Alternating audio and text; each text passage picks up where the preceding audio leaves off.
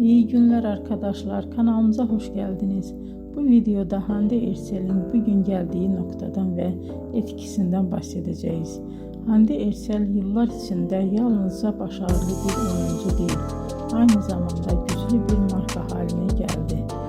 Birçok moda ve kozmetik markasıyla çalıştı ve uluslararası kampanyalarda yer aldı. Bugün o Türkiye'nin en çok konuşulan ve en çok takip edilen oyuncularından biri. Güzelliği, oyunculuğu ve ekran karizması sayesinde geniş bir hayran kitlesine sahip. Hande Erçel'in hikayesi bize şunu gösteriyor. Bazen küçük bir şehirde başlayan bir hayal doğru adımlar ve çok çalışmayla dünya çapında bir başarıya dönüşebilir. Bugünkü videomuzun sonuna geldik. İzlediğiniz için teşekkür ederim. Kanalı takip etmeyi unutmayın ve bir sonraki videoda görüşmek üzere. Hoşça kalın.